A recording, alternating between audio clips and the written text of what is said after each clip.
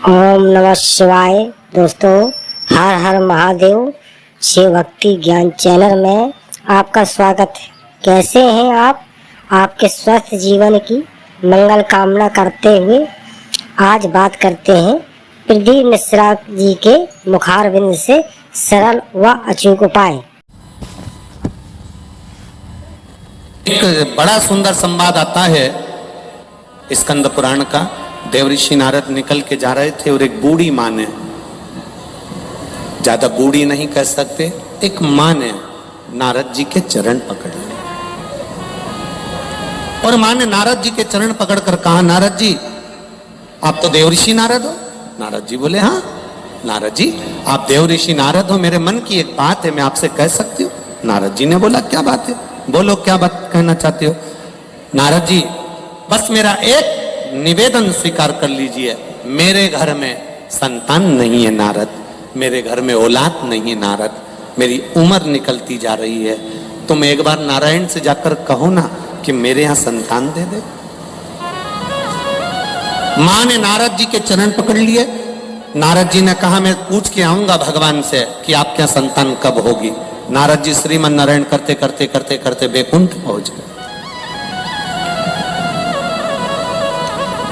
नारद जी जब बैकुंठ में गए, भगवान नारायण विश्राम कर रहे थे, लक्ष्मी जी चरण दबा रही थी। लक्ष्मी जी की दृष्टि नारद जी पे पड़ गई। जैसे ही लक्ष्मी माता की दृष्टि पड़ी, भगवान नारायण भी उठकर बैठे, देवऋषि नारद को देखकर आदर करा, सम्मान करा। बोलिए नारद जी कैसे आना हुआ। नारद जी बोलते हैं, आज तुम एक पृथ्वी पर मृत्यु लोक में एक माँ है, उसके घर में संतान नहीं है, बस उसके लिए आपके पास आया हूं। उस माँ ने कहा, मेरे यहाँ संतान कब होगी, आप भगवान से पूछ कर बताना। इतने में नारायण ने ध्यान लगाकर देखा कि कौन माँ ने प्रश्न किया, और नारायण ने कह दिया, इसके यहाँ संतान का सुख 7 जन्म तक नहीं है, इसके यहाँ औलाद नहीं हो सकती, इसके यहाँ संतान नहीं है, इसके यहाँ औलाद नहीं है।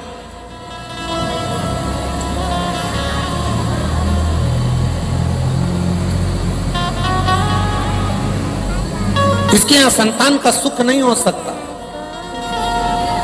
इसके यहाँ कभी औलाद नहीं हो सकता। देवऋषि नारद सुनकर पृथ्वी पर आ गए, और पृथ्वी पर आने के बाद देवऋषि नारद को वो माँ फिर मिली, और माँ ने नारद जी के चरण पकड़कर कहा, नारद जी आपने नारायण से पूछा कि मेरे यहाँ औलाद कब होगी, संतान कब होगी।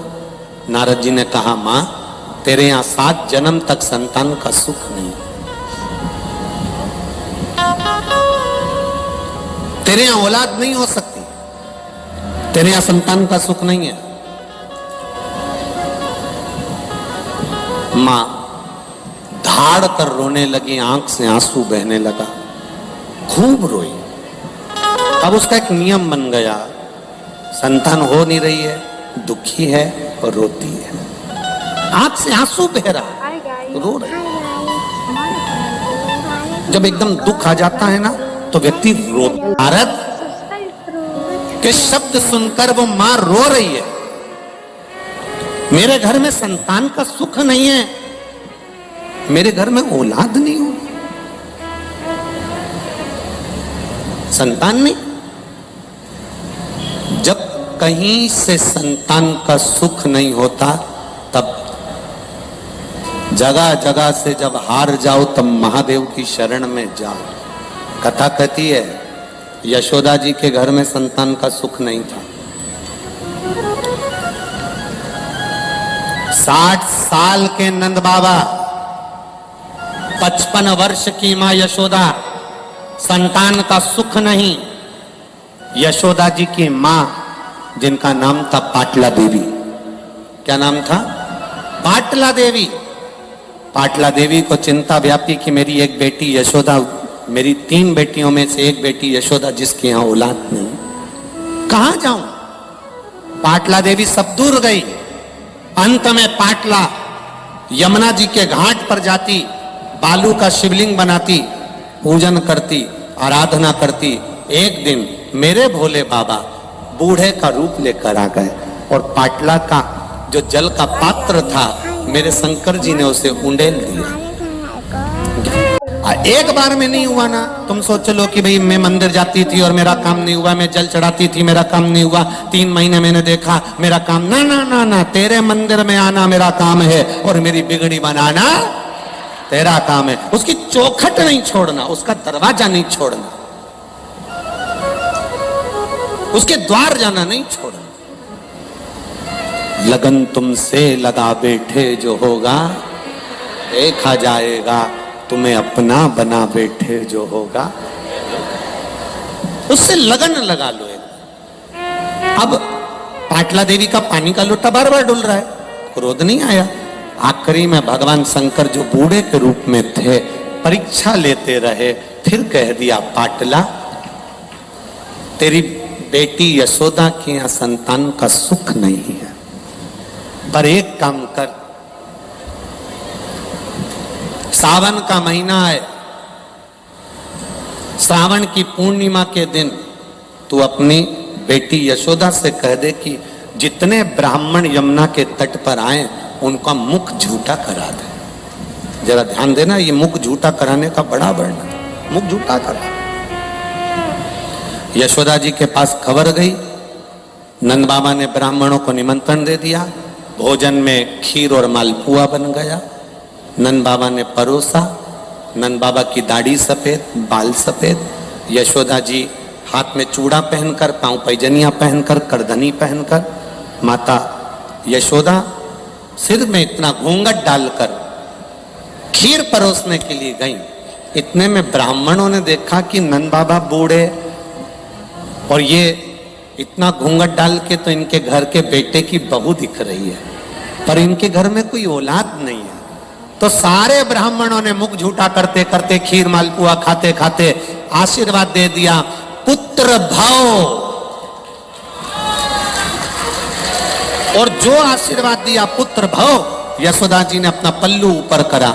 सारे बाबाओं ने देखा कि इसके भी बाल सफेद हैं, ये भी बूढ़ी है।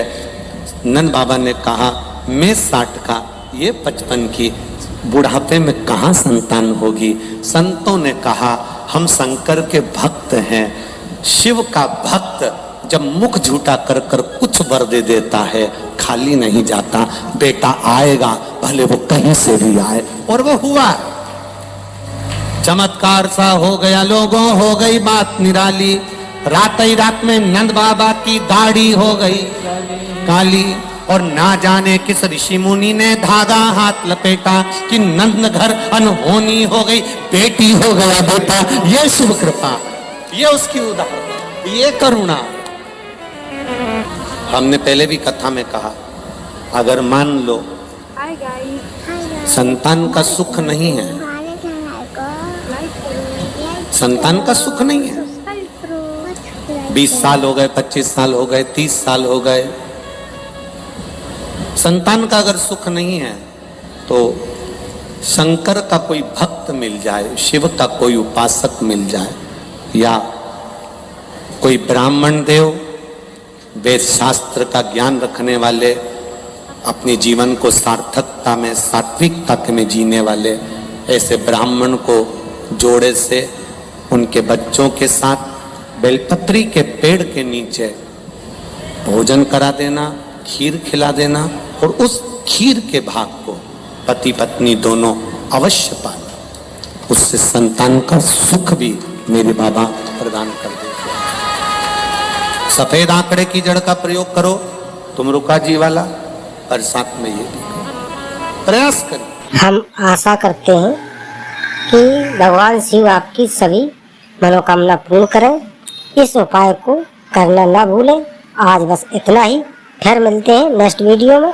दोस्तों वीडियो अच्छी लगी हो तो सब्सक्राइब और लाइक जरूर करें। ओम नमः शिवाय दोस्तों।